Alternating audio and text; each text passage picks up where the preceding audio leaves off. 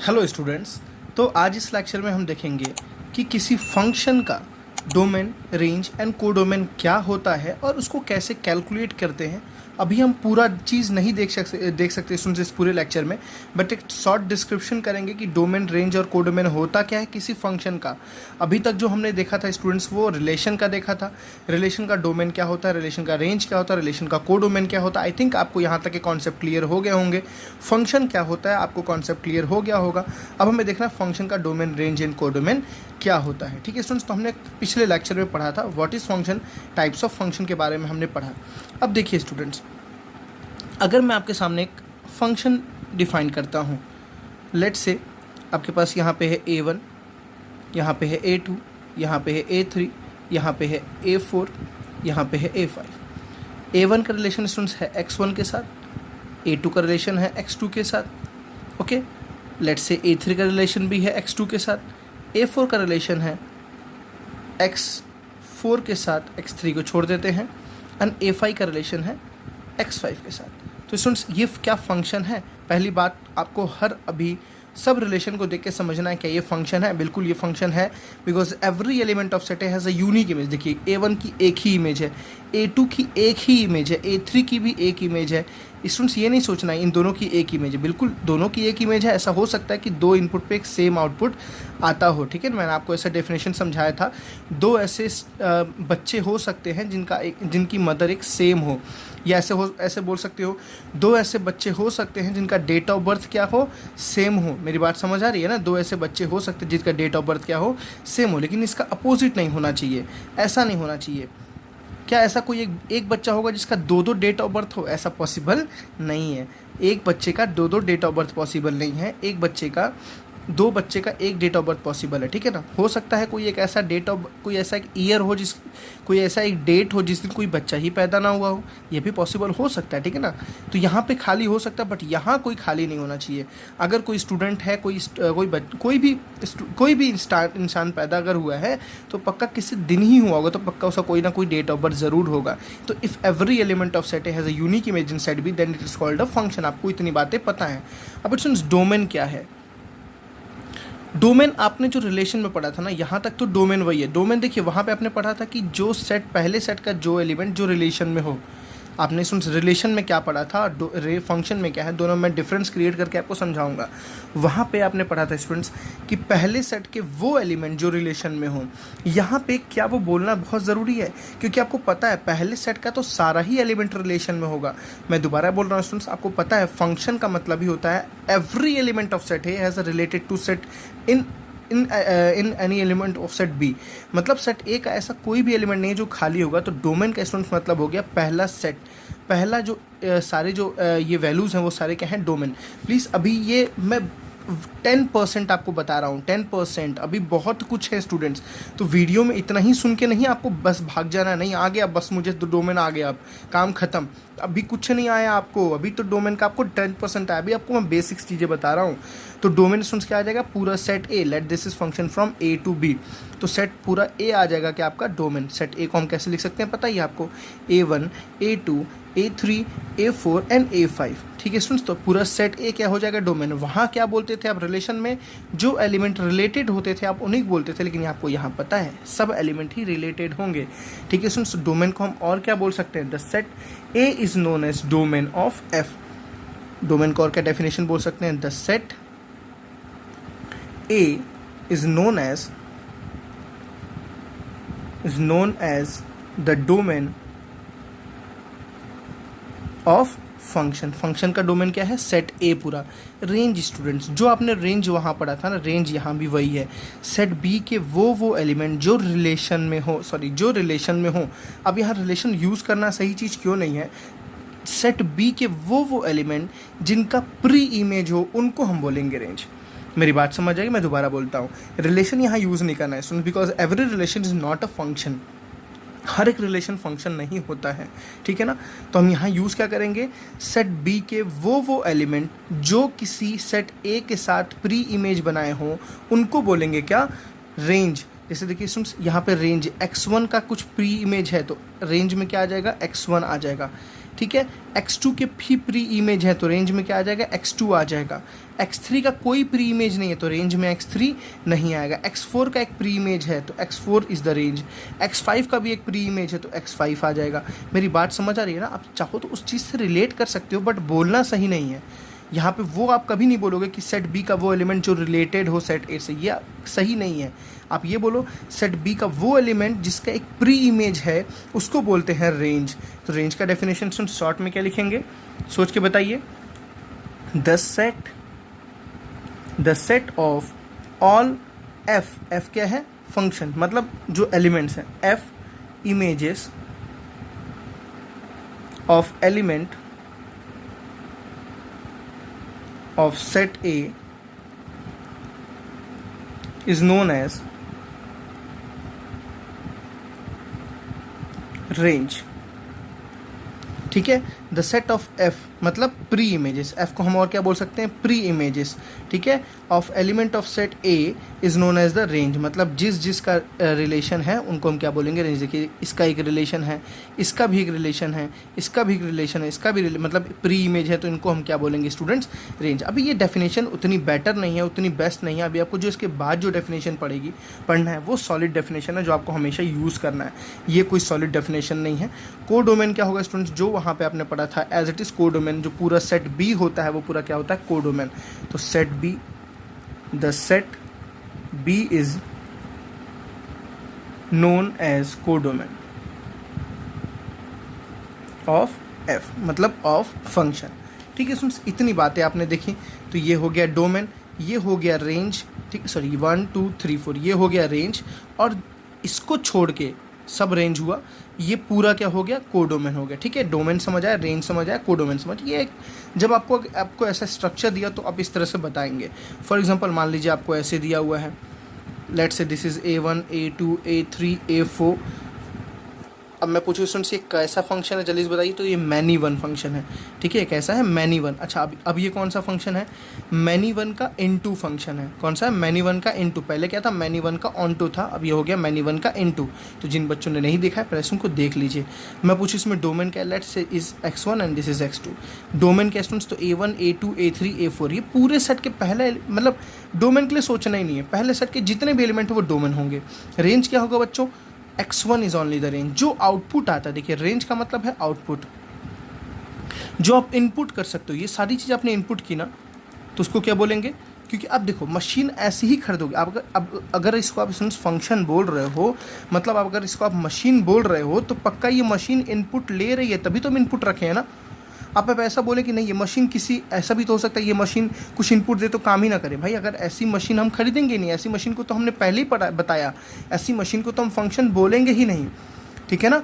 तो आप यहाँ वही मशीन पढ़ोगे जिसके लिए इनपुट कुछ आउटपुट देती है। मैं दोबारा बोल रहा हूँ, जिनके लिए इनपुट कुछ आउटपुट देती है, तो इसलिए इनपुट सारा ही पहला सेट होगा। ओके, कॉन्सेप्ट एकदम क्रिस्टल क्लियर आपको करना है। ठीक है ना। तो पूरे सेट के पहले एलिमेंट क्या हो जाएंगे स्टूडेंट्स, इनपुट।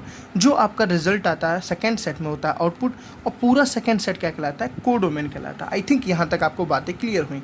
अब देखिए स्टूडेंट्स, फंक्शन मैंने जो आपको बताया था मशीन। अब यहाँ बात करते हैं इसको डिटेल वे में, डोमेन कैसे निकालेंगे। जैसे देखिए मेरे पास एक फंक्शन दे दिया f(x = x+1).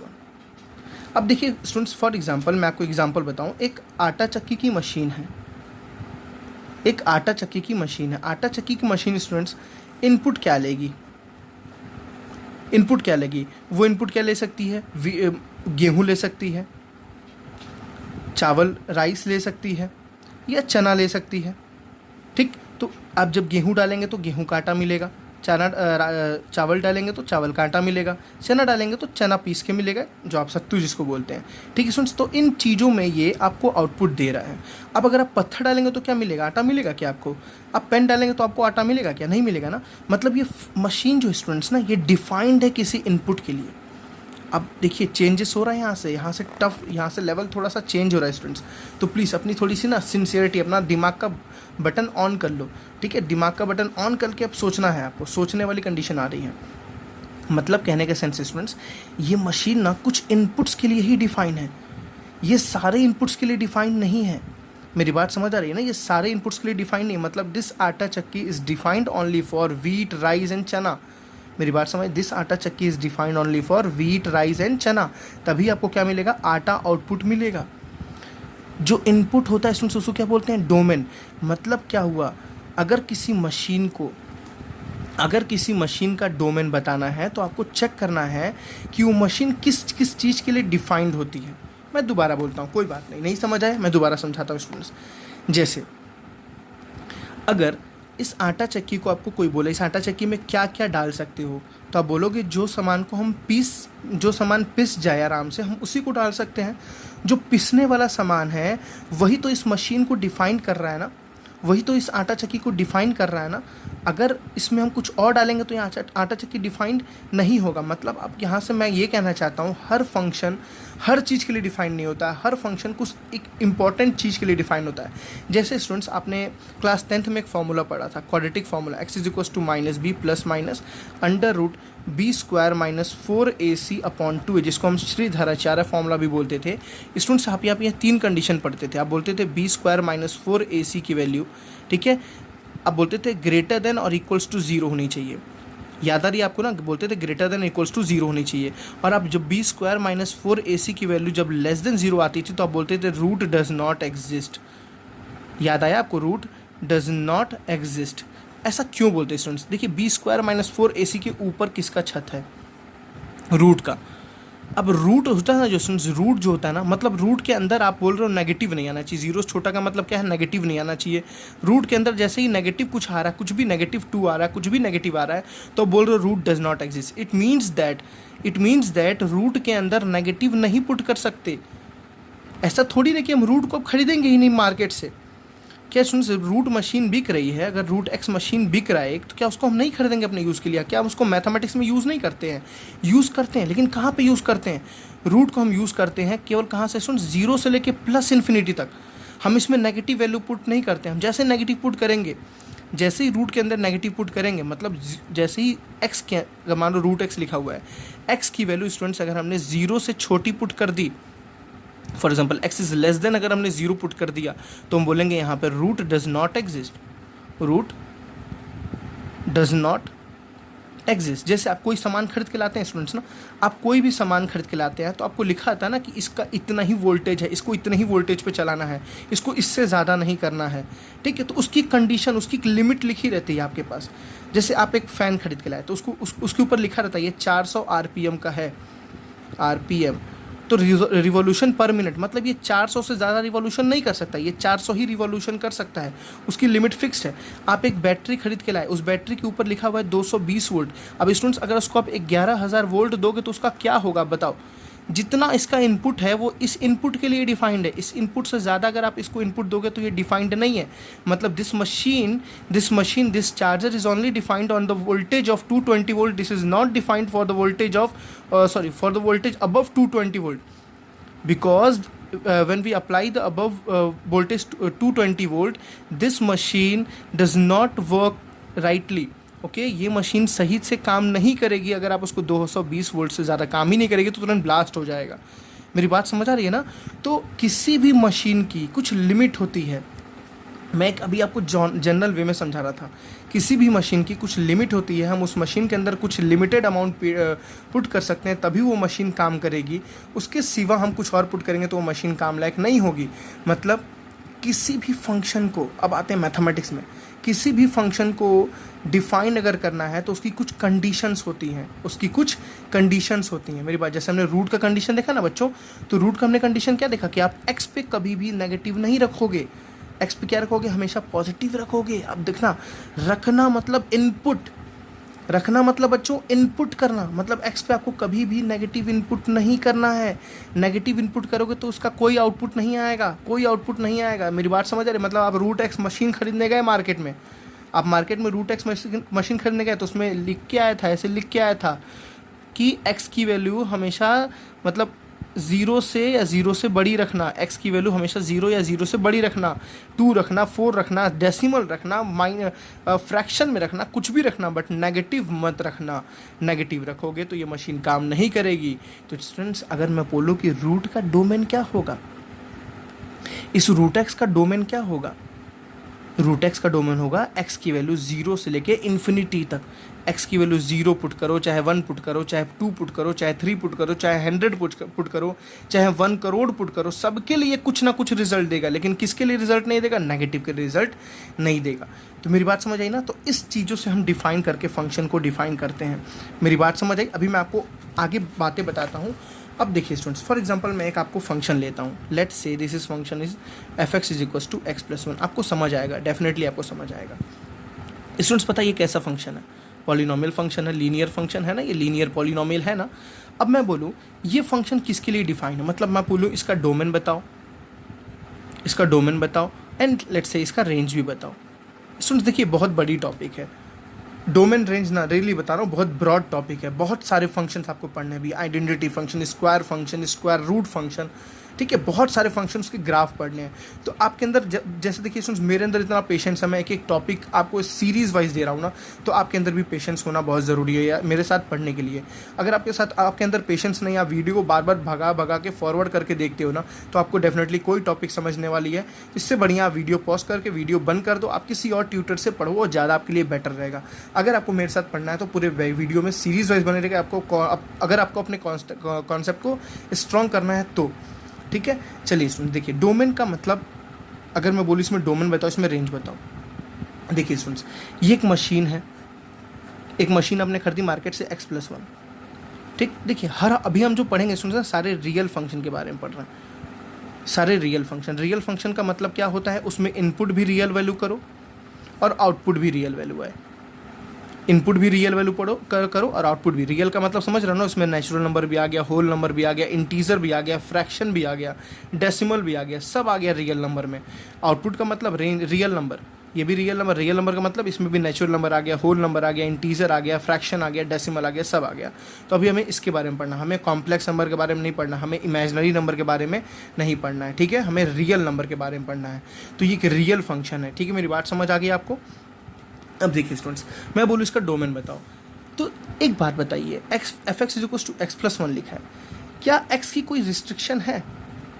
कोई पूछे इसका डोमेन का मतलब क्या हुआ? डोमेन का मतलब स्टूडेंट्स, ये मशीन क्या इनपुट करे तो काम करेगी, मतलब f(x) किस इनपुट पे डिफाइन होगा, f(x) किस इनपुट पे डिफाइन होगा। स्टूडेंट्स तो मेरी एक बात बताइए, क्या x पे ऐसा आप कोई मुझे वैल्यू रख के दिखाइए जिसमें हम इसको सॉल्व ना कर सकें।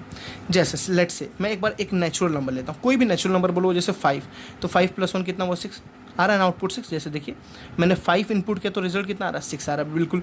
मैं कोई होल नंबर लेता हूँ, होल नंबर जैसे 0 ले लिया, सुन देखिए 0+1 कितना आ गया? 1 आया, आउटपुट आया ना, 0 रखा तो आउटपुट आया।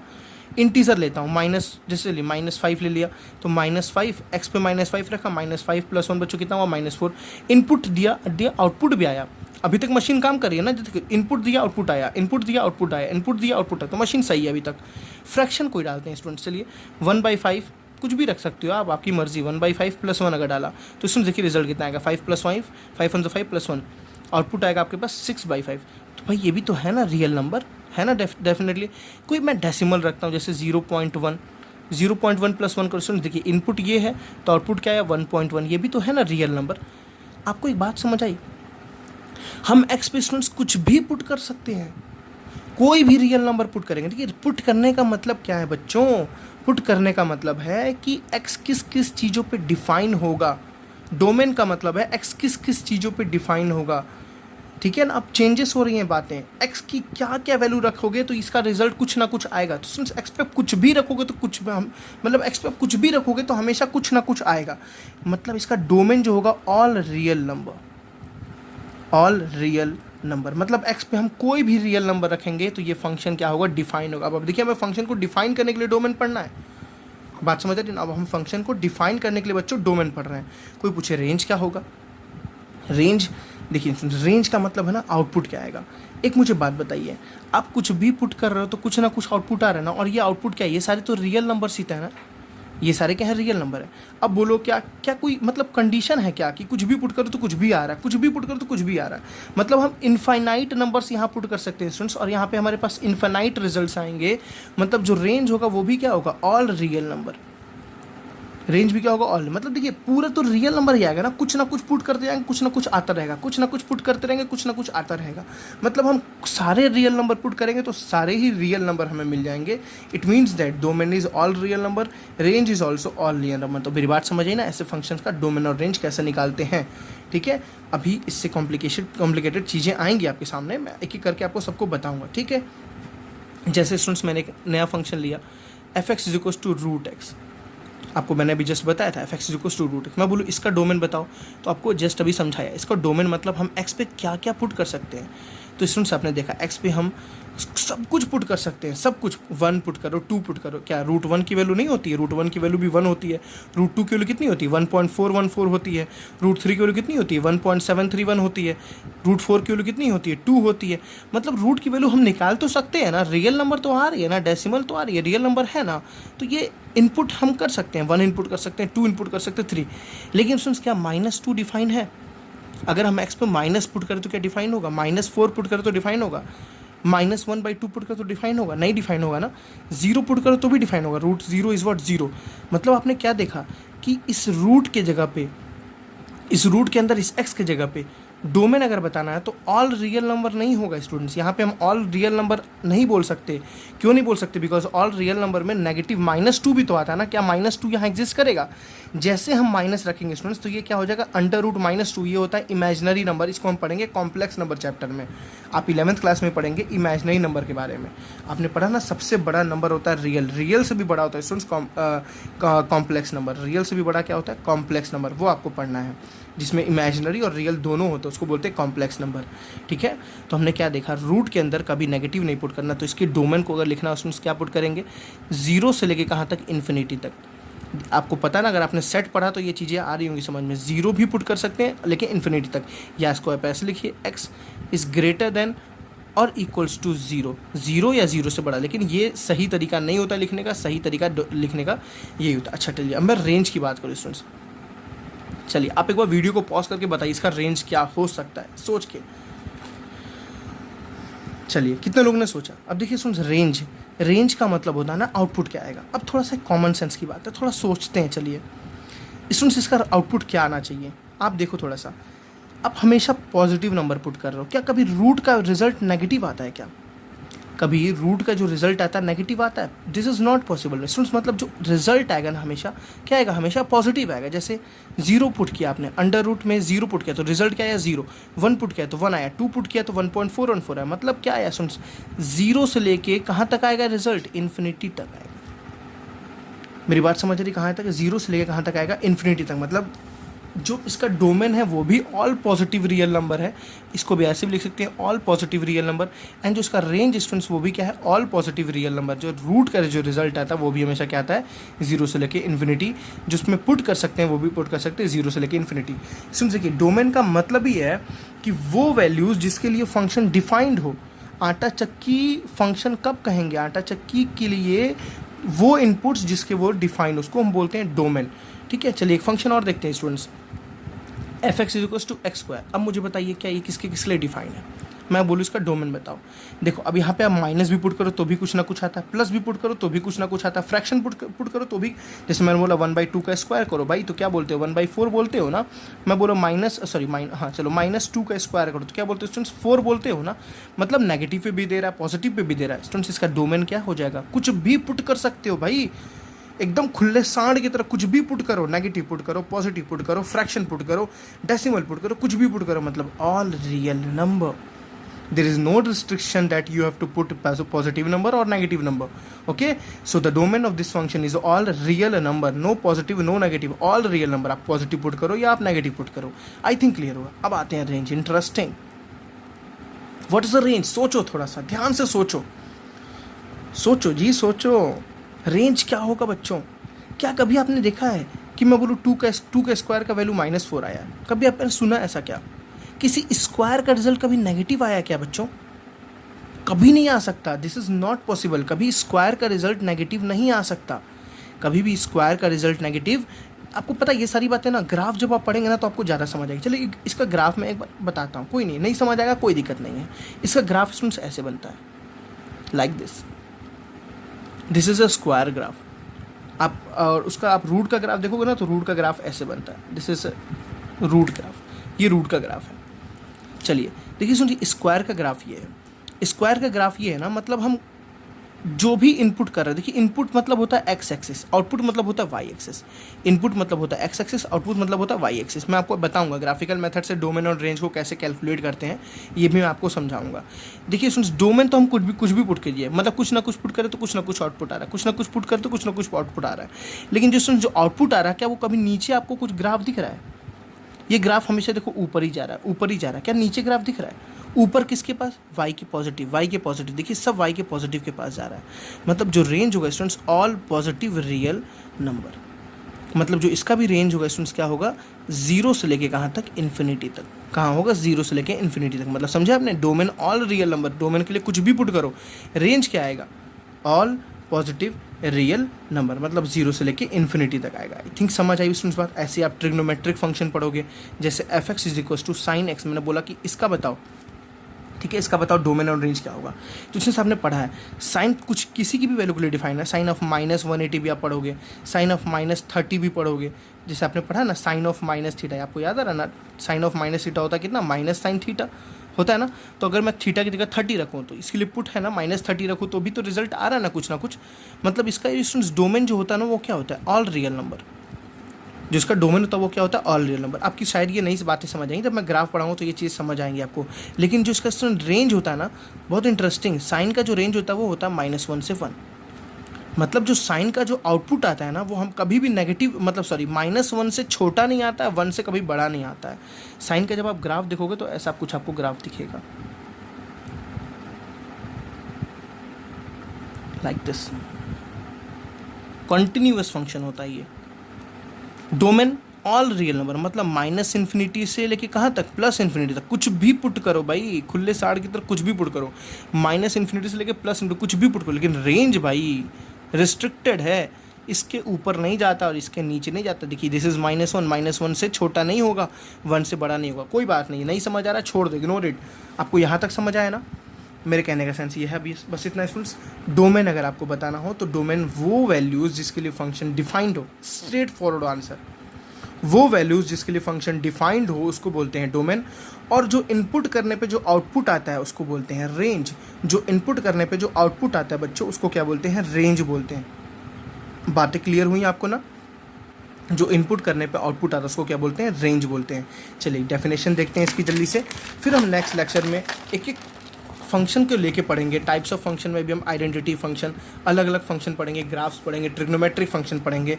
तो सबका अलग अलग हम डोमेन रेंज आपको निकालना सिखाएंगे, ठीक है। सो डोमेन का डेफिनेशन, अब ये सॉलिड डेफिनेशन है आपके लिए, ठीक है ना। तो डोमेन का डेफिनेशन क्या होगा?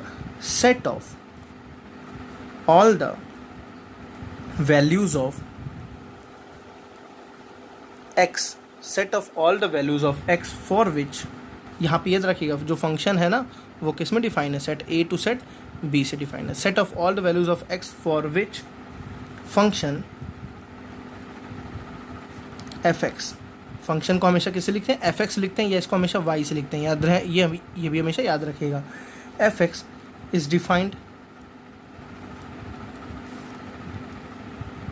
Is known as domain of function, ठीक है। Domain of function f x. मैं दोबारा समझाता हूँ। Set of all values of x, x की उन वैल्यूज़ के लिए, इनपुट एक्स की उन वैल्यूज़ के लिए, for the function is defined, function defined हो। जैसे रूट डिफाइंड था एक्स के पॉजिटिव वैल्यूज़ के लिए, स्क्वायर डिफाइंड था एक्स के सारे रियल वैल्यूज़ के लिए। तो उन वैल्यूज़ को बोलते हैं क्या? Domain of the function. बहुत ही इंटरेस्टिंग है, मज़ा आएगा इसका। कैलकुलेशन ना पूछो मत, फैन हो जाओगे एकदम इसके, मेरे नहीं। रेंज क्या होता है? Set of all the values of function, function मतलब एफ एक्स, फॉर विच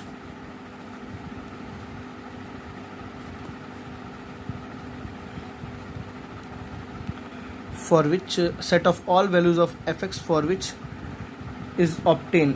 आप ऐसे लिख सकते हो, set of all values of F X for which is obtained by putting all values of x belonging to its what domain. अब समझ, थोड़ा समझिए, डोमेन तो समझ गया, रेंज समझिए। बोला है set of all values of F X for which is obtained by putting all values of x. मतलब आप एक्स पे जो पुट करते हो, एक्स पे पुट करते हो और जो उसका रिजल्ट आता है, वो क्या है, रेंज। देखिए all values of x belonging to its domain, मतलब एक्स की वो वैल्यू जो डोमेन से बिलोंग करती है, मतलब ये वैल्यू जो है इससे डोमेन से बिलोंग करती है तो ये क्या हो जाएगा, रेंज। ये वैल्यू उसके डोमेन से बिलोंग करती है तो ये क्या हो जाएगा, रेंज। ठीक है, आपके अदर बुक में अलग अलग डेफिनेशंस दिए होंगे, आप उसको भी पढ़ सकते हैं, लेकिन कोई डेफिनेशन लिखना ज़रूरी है, इंपॉर्टेंट है बहुत ज़्यादा। कॉन्सेप्ट से मतलब कॉन्सेप्ट तो है ही अपने आप में इंपॉर्टेंट। तो कॉन्सेप्ट है डोमेन का क्या है, जो आप इनपुट कर सकते हो वो होता है डोमेन, जो आपका रिजल्ट आता है वो आपका होता है रेंज, जो आपका आउटपुट आता है वो आपका होता है रेंज। किसी मशीन में आपने जो इनपुट किया वो होता है डोमेन, जो आपका आउटपुट था वो क्या होता है, रेंज। यहाँ पे स्टूडेंट्स रियल नंबर मतलब सब कुछ है, real number, natural number, whole number, integer, सब कुछ है। ठीक है ना। तो अभी हमने इतना चीज़ पढ़ा। अब जैसे मैं आपको एक क्वेश्चन देता हूँ, f x is equals to mod x, मैं बोलता हूँ इसका डोमेन रेंज क्या होगा, मुझे कोई बता के दिखाओ। वीडियो को पॉज करिए, जल्दी से देखिए डोमेन रेंज क्या होगा। चलिए इसका बताते हैं डोमेन रेंज। देखिए इसका डोमेन मॉड, आपको पता है मॉड क्या होता है, एक मॉडुलस फंक्शन हमेशा पॉजिटिव वैल्यू रिटर्न करता है। कैसी वैल्यू रिटर्न करता है, पॉजिटिव। मतलब इसमें जो भी कुछ डालोगे तो इसका रिजल्ट हमेशा पॉजिटिव। जैसे मैं बोलूँ मॉड ऑफ -3 तो क्या आएगा, रिजल्ट 3 आएगा। मैं बोलूँ मॉड ऑफ -1/2 तो रिजल्ट क्या आएगा, 1/2 आएगा। मैं बोलूँ मॉड ऑफ 5/3 तो रिजल्ट क्या आएगा, 5/3। कुछ मतलब कुछ भी नेगेटिव रखो चाहे पॉजिटिव रखो, रिजल्ट हमेशा पॉजिटिव ही आएगा। ठीक, अब एक बड़ी बात बताओ, कुछ भी रख सकते हो ना, -1, -5, 0, 1, 5, कुछ भी। तो डोमेन क्या हो गया बच्चों, ऑल रियल नंबर, कुछ भी पुट कर सकते हो। मशीन ये सबके लिए डिफाइन है, मतलब ऑल रियल नंबर के लिए डिफाइन है। मशीन खरीद के लाया मैं, बोला यार चलो बहुत अच्छी मशीन है, कुछ भी पुट करूँगा इसका रिजल्ट मुझे मिल जाएगा, कुछ भी पुट करूँगा मुझे इसका रिजल्ट मिल जाएगा। जैसे सुन से एक बाइक है ना, वो उसका डोमेन मैं पूछूँ क्या, तो उसका डोमेन क्या है, पेट्रोल। उसका डोमेन क्या है, पेट्रोल है। मेरी बात समझ आ रही है ना, मतलब उसमें पेट्रोल डालूंगा तभी चलेगा। फॉर एग्जांपल एक बाइक आ गई, एक नई मैंने बाइक बनाई, उसका जो उसमें पेट्रोल से भी चलता है, वाटर से भी चलता है, तो उसका डोमेन क्या है, सुन, पेट्रोल भी हो गया और वाटर भी हो गया। अब मैं इसमें मिट्टी डालूंगा तो चलेगा क्या, इस बाइक में अगर मैं मिट्टी डालूंगा तो ये चलेगा क्या, तो उसका डोमेन मिट्टी नहीं है, उसका डोमेन क्या है, वाटर है और ऑयल है। ठीक है, मेरी बात समझ। अब इसका रेंज पूछिए स्टूडेंट्स क्या होगा, सोच के बताइएगा। मैंने बोला आपको जस्ट कुछ भी पुट करो हमेशा पॉजिटिव ही देता है भाई, मतलब 0 से लेके कहाँ तक, इन्फिनिटी, 0 से बड़ा वैल्यू देता है। जैसे 0 पुट करूँगा तो क्या देगा, 0 देगा ना। -1 पुट करूँगा तो क्या देगा बच्चों, क्या देगा, 1 देगा। इसका ग्राफ देखो, आपको समझ आएगा। इसका ग्राफ ऐसा होता है, मॉडुलस फंक्शन, इसको बोलते हैं क्या, मॉडुलस फंक्शन। अभी हम एक एक फंक्शंस को अच्छे से पढ़ेंगे। ठीक है ना। इसका देखो कभी नेगेटिव वैल्यू देगा ही नहीं है, नीचे देखो कभी इसका नीचे ग्राफ बनेगा ही नहीं, हमेशा ग्राफ कैसा बन रहा है, ऊपर। 0 से लेके कहाँ, पॉजिटिव में बन रहा है, 0 से लेके कहाँ बन रहा है, पॉजिटिव, ऊपर बन रहा है। ठीक है, आई थिंक आपको ये वीडियो स्टूडेंट्स इफेक्टिव लगा होगा, सारी बातें समझ आई होंगी, सारी चीज़ें एक एक डिटेल्ड वे में समझ आएगी। तो मिलते हैं नेक्स्ट लेक्चर में, जहाँ हम कुछ क्वेश्चंस के ऊपर बात करेंगे। So thank you students.